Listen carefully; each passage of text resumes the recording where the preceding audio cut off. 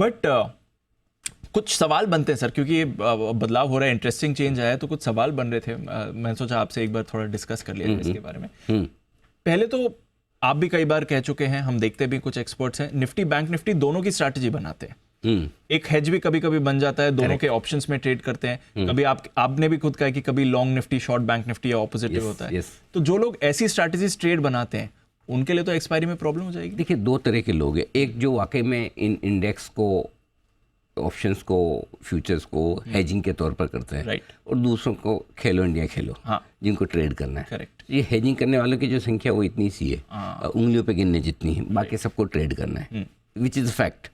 ठीक है, अब कुछ कुछ ऐसे हैं जो स्ट्रेटेजिस्ट हैं, जो सोच समझ कर, पढ़ लिख कर, प्रोग्राम्स बनाकर स्ट्रेटेजी बनाते हैं, जिसमें कि चलिए निफ्टी और बैंक निफ्टी में एक पर्टिकुलर स्प्रेड होना चाहिए, फ़र्क होना चाहिए इन टर्म्स ऑफ पॉइंट या परसेंटेज, उसके बेसिस पे वो एक आर्बिट्राज करने की कोशिश करते हैं।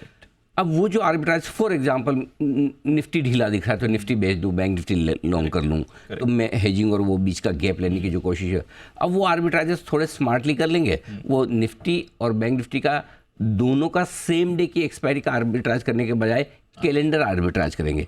कैलेंडर आर्बिट्राज मतलब आप एक दिन की, एक इस हफ्ते की एक्सपायरी का आपने ले लिया, अगले हफ्ते की एक्सपायरी का बेच दिया, सेम इंडेक्स। Got it. अलग इंडेक्स भी कर सकते हैं। Got it. करेक्ट। गुरुवार के दिन मुझे पता है कि निफ्टी में ये मूवमेंट होगा, इसकी एक्सपायरी है, तो मैं गुरुवार के निफ्टी का प्रोबेबली लॉन्ग करके बैंक निफ्टी का शॉर्ट कर दूं शुक्रवार का, वो हो सकता है। या मैं सिर्फ एक कैलेंडर स्प्रेड गुरुवार की निफ्टी का लॉन्ग करके अगले हफ्ते की निफ्टी का शॉर्ट करके, सो जिनको दिमाग लगा के ट्रेड करना है उनके लिए तो कैलेंडर आर्बिट्राज में शिफ्टिंग हो जाएगी, और वो बहुत छोटे लोग हैं। तो आई थिंक मुझे नहीं लगता कि उन लोगों को बहुत ज़्यादा फर्क पड़ने वाला, नहीं, फर्क नहीं पड़ेगा। नहीं, ठीक है सर, बट थोड़ा ये भी समझाइए कि अब जब हम भी बाजार की बात करते हैं, वैसे काफ़ी सारे ढेरों सेक्टोरल इंडेसेस हैं, बट एसेंशियली हम निफ्टी बैंक निफ्टी पर ज़्यादा फोकस करते हैं। जब बाजार के सेंटिमेंट की भी बात करते हैं, इंडिकेशन की बात करते हैं, तो ये दो सबसे पहले आते हैं, क्योंकि अब तक सेम डे एक्सपायरी होती थी, बाजार का मूड माहौल समझ में आ जाता था, एक्सपायरी के दिन ये भी मान लेते थे थोड़ा उतार चढ़ाव होगा। बट अलग अलग एक्सपायरी है, तो क्या ये परफेक्ट कैप्चर करेगा सेंटिमेंट, स्पेशली एक्सपायरी के आसपास? नहीं, अभी आपके पास जैसे पिछले 2-3 महीने का, 2 महीने का एग्जाम्पल देता हूँ जी। नेस्डेक 13 महीनों की ऊंचाइयों पर है, हाँ, और डाउ का है, हाँ, ठीक है। अब आपको बताओ आपका सेंटिमेंट कैसा है। सो क्या होता है, हमारा सेंटिमेंट बड़ा एडजस्टिंग है, हम एडजस्ट कर लेते हैं, हम सिचुएशन के हिसाब से एडजस्ट करते हैं। तो पहली चीज़ तो निफ्टी की एक्सपायरी में तो सेंटिमेंट एडजस्ट करने की जरूरत ही नहीं है, क्योंकि निफ्टी के अंदर तो बैंक निफ्टी है ही, निफ्टी के 50 में तो बैंक निफ्टी के स्टॉक हैं मैक्सिमम, जो वेटेज रखने वाले तो ही हैं, 6-7 का तो उनका वजन है वो तो ही, करेक्ट। सो वो तो हो गया। सो निफ्टी की एक्सपायरी तो आपको सेंटिमेंट से ही दिखा रही। रहा सवाल बैंक निफ्टी की एक्सपायरी में आपको मार्केट सेंटिमेंट देखना क्या, तो क्यों देखना है? नहीं देखें। बैंक निफ्टी की एक्सपायरी में खाली बैंकों का सेंटिमेंट देखो, अच्छा, वो है ही बैंक्स के लिए बना है, तो बैंक्स का सेंटिमेंट देखेंगे काम हो जाएगा। सो आई थिंक मार्केट सेंटिमेंट के लिहाज से कोई खास फर्क नहीं पड़ना, एडजस्ट हो वो एडजस्ट हो जाएगा, उसमें कोई इशू वाली बात मुझे नहीं दिखती। तो ये और वैसे भी क्या है, ज़्यादा जो आपका क्या कहना चाहिए, एफआईज वगैरह की तरफ से जो हेजिंग वगैरह होती है वो निफ्टी में होती है। बैंक निफ्टी की तो ज़्यादा प्रॉप ट्रेडर्स के लिए, एल्गो ट्रेडर्स के लिए, उनकी पसंद का है, जो मूवमेंट फास्ट है ना, गॉट इट, सेक्टोरल मूव है, गॉट इट, 12 स्टॉक है, करेक्ट। इसलिए सो बैंक निफ्टी ट्रेडर्स के लिए, ट्रेडर्स का मूड माहौल बैंक निफ्टी डिसाइड कर लेगा, मार्केट का मूड माहौल गुरुवार को निफ्टी डिसाइड कर लेगा, कोई दिक्कत नहीं आएगी। ठीक है, चलिए, तो निफ्टी ज़्यादा फोकस वाला रहेगा सेंटिमेंट के लिहाज से। अच्छा, जो सुबह एक बार बात हुई थी, अब थोड़ा डिटेल में हम बात कर पा रहे हैं फिर समझ के, ट्रेडर्स का इस पर क्या रिएक्शन हुआ? क्या वो इससे खुश होंगे? क्या ट्रेडर्स के लिए ज़्यादा बेनिफिट है अगर 2 अलग अलग एक्सपायरी के दिन हो गए? उनका क्या मतलब? ट्रेडर्स खुश होंगे, खुश होंगे। हाँ, उसका रीज़न बताता हूँ। आपको 3 दिन मिलेंगे ट्रेड करने के लिए, और सबसे ज़्यादा वॉल्यूम आपके होते हैं एक्सपायरी के दिन। ऑप्शंस भरपूर। देखो, चाहे आप चाहें कि ऑप्शंस में वॉल्यूम हो ना हो, ऑप्शंस रिस्की है, ये जो भी है, लेकिन जहाँ स्पेकुलेशन करने की एक्टिविटी की कहीं रूम मिलेगी, वहाँ ट्रेडर्स पहुँच जाएगा।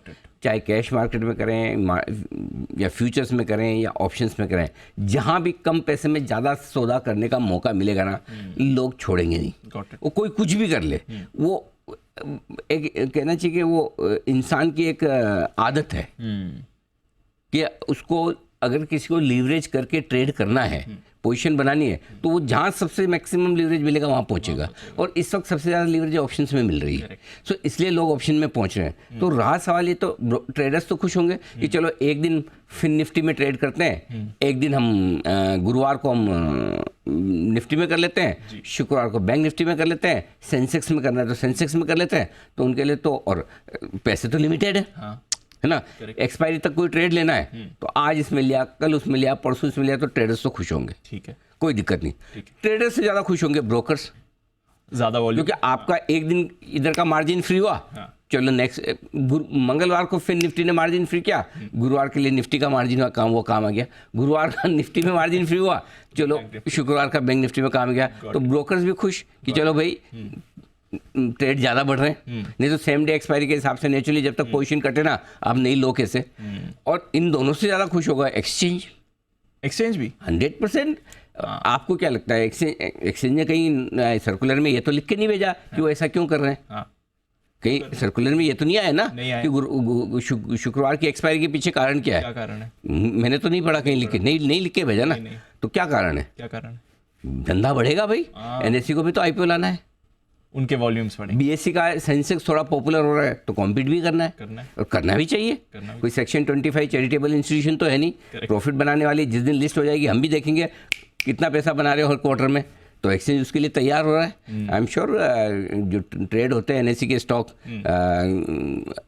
जो आजकल ऑफ मार्केट डीलिंग में प्री आईपीओ में, उनके भाव बढ़ गए होंगे आज। अच्छा, हाँ हुआ होगा, सही बात, 100% हुआ होगा, क्योंकि एनएससी का वॉल्यूम बढ़ेगा। और शुक्रवार को आपकी सेंसेक्स की एक्सपायरी होती है वीकली, और वहाँ पे 60,000 का लेवल है, यहाँ 45,000 का लेवल है, उसके नज़दीक है, तो चलो ये शुक्रवार को डाल दो, तो लोग सेंसेक्स के बजाय निफ्टी की तरफ आ जाए।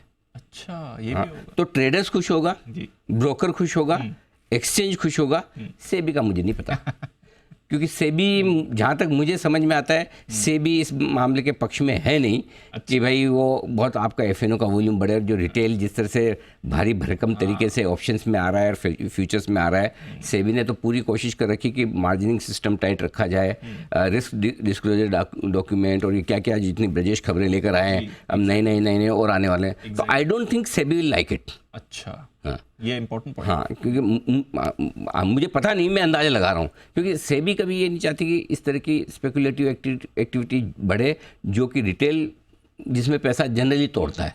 सो वो एक मुझे नहीं पता भी थी कि ऑप्शंस में तो 99% हम तो चलाते हैं ना, बनाते भी नहीं। हम ही अकेले चैनल है जो ये चलाते हैं। हर एक एफएनओ कॉल के बाद के वायदा कारोबार में 10 में से 9 लोग नुकसान करते हैं। ये सेबी का ही निकाला हुआ है जो हम सेबी का चलाते ही हैं। तो अगर और सेबी ने स्टडी रखी तो किस लिए रखी?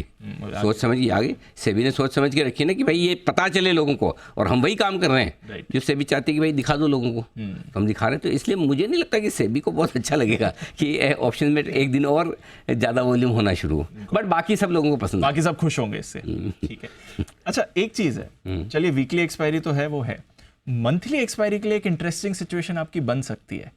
अगर कोई ऐसा महीना है जहां पर आपका आखिरी दिन थर्सडे को आ रहा है, हाँ ठीक है, जैसे 30 दिन का महीना है, 30 तारीख थर्सडे को, हाँ। तो ऐसा होगा कि बैंक निफ्टी की एक्सपायरी क्योंकि लास्ट फ्राइडे होता है, निफ्टी की तो 30 तारीख को हो जाएगी, बैंक निफ्टी की पिछले हफ्ते 24 तारीख को होने पड़ेगी, 5 दिन पहले हो जाएगी। 5 दिन, तो आपके पास 4-5 ट्रेडिंग सेशन ऐसे होंगे जब दोनों की एक्सपायरी अलग अलग है, मंथली एक्सपायरी।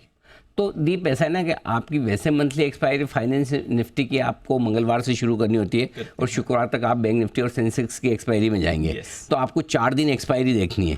तो 4 दिन ऐसे कभी कभी 4 दिन के बजाय 5 दिन हो जाएगी। भाई लास्ट शुक्रवार अगर 1 तारीख को आ रहा है तो उसके पहले वाले में आपकी एक्सपायरी हो गई, फिर मंगलवार को हो गई, फिर गुरुवार को हो गई। सो अल्टीमेटली तो 5 दिन हैं ही, वो 5 दिन के बीच में एक्सपायरी हो जाएगी। लेकिन जो मंगल बुध गुरु शुक्र 4 दिन में, तो वो थोड़ा लंबा आपका गैप हो जाता है, तो वो होगा। हाँ, लेकिन हम एडजस्ट कर लेंगे। आदत है हमारी एडजस्ट करने की। कितने भी नियम बने, कितने भी बदले, हिंदुस्तान के ट्रेडर्स, ब्रोकर्स, इन्वेस्टर्स सबकी एक सबसे बड़ी खास बात है। ये तो बात सही है। और ये इस खास बात में मुंबई का पानी है एक्चुअली। ज़्यादा से क्या कैपिटल मार्केट मुंबई से चलता था, और वहीं से सब तो मुंबई के लोग है ना लाइफ में एडजस्ट करना जानते जाते हैं। हाँ Correct. यही दिल्ली में होता ना तो दिल्ली वाले नहीं इतना, दिल्ली वालों को अपने हिसाब से काम चाहिए हाँ, लेकिन मुंबई वाले क्या हर चीज़ में एडजस्ट कर लेते हैं। पहले ट्रैफिक में हमें घर जाने में 1 घंटा लगता था तो हमें लगता था इतना ज़्यादा, अब 2 घंटा लगता है तो भी हम एडजस्ट करते, अब 2.5 घंटा लगता तो हम शिकायत करते, 2 में नहीं करते। तो मैं नहीं करता। हाँ हम मतलब ऐसा एडजस्ट करना जानते हैं। 1:30 हो जाए तो खुश हो हाँ 1:30 हो जाते तो बहुत खुश हो जा रहे हो, आज तो 1.5 घंटा लगा। Correct. मतलब ये मुंबई का जो डीएनए ना वो इस तरह का है, तो सेम यही है, कुछ फर्क नहीं पड़ेगा। अगर कभी छुट्टी आ गई 4 दिन, आप मेंटली प्रिपेयर्ड हो ना। ये तो कब तकलीफ होती है कि अचानक से शुक्रवार आपका ना एक हफ्ते 4 दिन पहले आ गया मंथली एक्सपायरी। Correct sir. लेकिन अब सबको पता है ना, आज डेट आ रही है, आपको पता है एक्सपायरी कब है, अपने आप मार्केट हिसाब से एडजस्ट कर लेगा। सो आई थिंक कर लेगा। सो ओवरऑल मेरे ख्याल से ठीक है दीप। कुछ फ़ायदे जो साफ साफ दिखते हैं वो ये कि आपकी वीकली मंथली एक्सपायरी शुक्रवार को होने का एक फ़ायदा ये कि ट्रेडर्स के लिए और मतलब वीकेंड की जो रिस्क है वो रिस्क उनको नहीं रखनी पड़ेगी। Correct sir. करेक्ट। लेकिन वीकेंड की रिस्क नहीं रखने के साथ साथ अगर आप सही मायनों में ऑप्शंस को हेजिंग के लिए इस्तेमाल कर रहे हैं तो आपको चाहिए वीकेंड पे। राइट। लेकिन फिर उसका सॉल्यूशन ये है, आपको वीकेंड पे चाहिए, चलो ले लो ना, अगली सीरीज़ का तो अवेलेबल है ही है। करेक्ट। हाँ मंडे वाली सीरीज ऐसा तो है नहीं कि मंडे को खुलेगी, एग्जैक्टली। आप पहले भी तो ले सकते हो। सकते ये हफ्ते के कल की एक्सपायरी, परसों की एक्सपायरी वाला ऑप्शन अभी ट्रेड कर रहा है, क्या मैं अगले हफ्ते की एक्सपायरी वाला नहीं कर सकता क्या? कर ही सकता हूँ ना, तो आप अगले वाला कर लो। लेकिन इसमें क्या होगा, ऑप्शन राइटर के लिए थोड़ा गेम बन जाएगा। कैसे? अगर आप शुक्रवार को कोई बैंक निफ्टी का ऑप्शन अगली सीरीज का लेते हो तो आपके 2 दिन की टाइम वैल्यू चली जाती है। यस। ठीक है। तो ऑप्शन राइटर ने अगर ढंग से ऑप्शन लिखा तो उसके सोमवार को पैसे बनाने के चांसेस बढ़ जाते हैं। और वही है, वो भी रिस्क 2 दिन की वीकेंड की लेके जाते हैं। तो दोनों तरीके, हर सिक्के के दोनों पहलू हैं, कुछ फ़ायदे तो कुछ नुकसान है। बट मुझे लगता है कि ओवरऑल लोग ज़्यादा खुश होंगे क्योंकि ट्रेडर को ट्रेड करने का मौका चाहिए, मिलेगा। ब्रोकर को वॉल्यूम बढ़ाने का बहाना चाहिए, मिलेगा। एक्सचेंज को वॉल्यूम बढ़ाने का बहाना चाहिए, मिलेगा। तो तीनों तो खुश है।